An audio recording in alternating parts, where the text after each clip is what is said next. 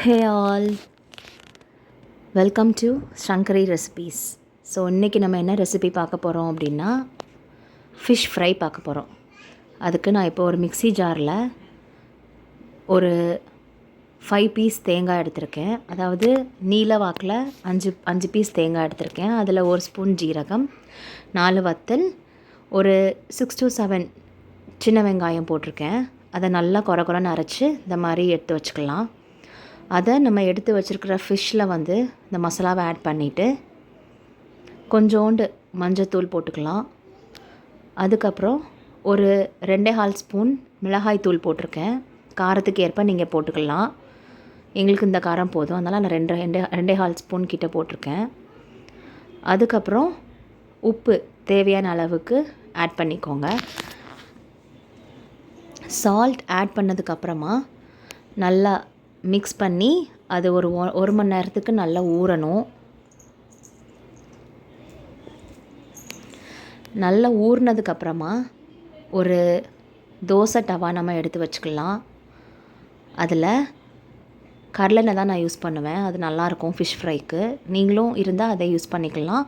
Or any refined oil எதுனாலும் நீங்கள் use பண்ணிக்கலாம், உங்கள் சாய்ஸ் தான். ஸோ கடலெண்ணெய் வந்து தேவையான அளவுக்கு கொஞ்சம் ஊற்றிக்கலாம். நான் வந்து எப்பயுமே ஃபிஷ் வந்து ஷாலோ ஃப்ரை தான் பண்ணுவேன், டீப் ஃப்ரை பண்ணுறது கிடையாது. ஸோ கொஞ்சமாக எண்ணெய் விட்டுட்டு லைட்டாக ஒரு மிக்ஸ் பண்ணிவிட்டு ஒவ்வொரு ஃபிஷ்ஷாக நம்ம எடுத்து போட்டுக்க வேண்டிதான்.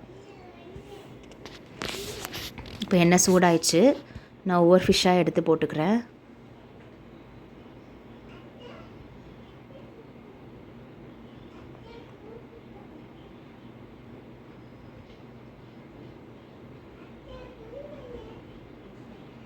இப்படி எல்லா ஃபிஷ்ஷையுமே நம்ம எடுத்து வச்சதுக்கப்புறமா அது வந்து ஒரு சைடு வந்து நல்லா வெந்ததுக்கப்புறமா தான் எப்போயுமே நம்ம ஃபிஷ்ஷை வந்து இன்னொரு சைடு நம்ம எடுத்து வைக்கணும்.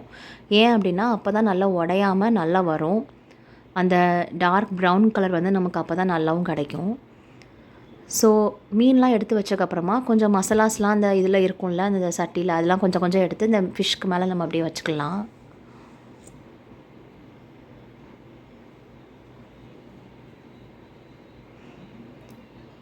தீயை வந்து ஒரு ரொம்ப ஸ்லோ ஃப்ளேம் வேண்டாம், ஒரு மீடியம் ஃப்ளேமில் நம்ம வச்சுக்கலாம்.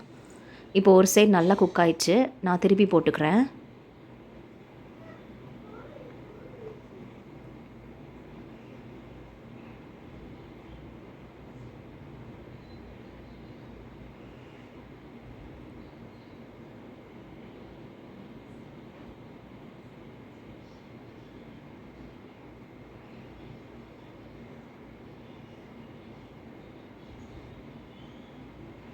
இப்போ நம்ம திருப்பி போட்டிருக்கோம் இல்லையா, அந்த இடமும் நல்லா குக் ஆகி இதே மாதிரி நல்ல ஒரு ப்ரௌன் கலர் கிடச்சதுக்கப்புறம் அகெயின் இன்னொரு வாட்டி நம்ம 2 பக்கமும் திருப்பி போட்டோம் அப்படின்னா நல்லா ஃபுல்லாகவே ஃபிஷ் நல்லா குக் ஆகி நல்ல கலராக நமக்கு கிடைக்கும்.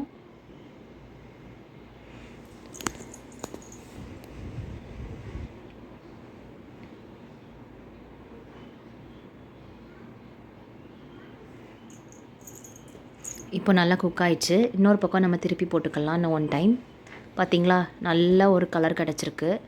இந்த மாதிரி கிடைக்கணும். அப்போ தான் அந்த ஃபிஷ் ஃப்ரை நமக்கு சாப்பிடும்போது நல்லா டேஸ்ட்டாக இருக்கும்.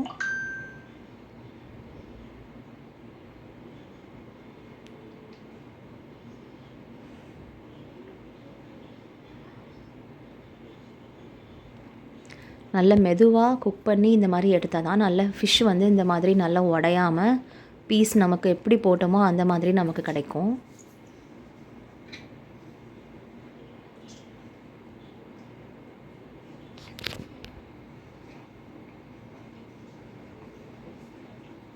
இப்போ நமக்கு ஃபிஷ் ஃப்ரை ரெடி ஆயிடுச்சு. நீங்களும் இதே மாதிரி ட்ரை பண்ணி பார்த்துட்டு எப்படி வந்துச்சுன்னு எனக்கு கமெண்ட் பண்ணுங்கள். பாய், டேக் கேர்.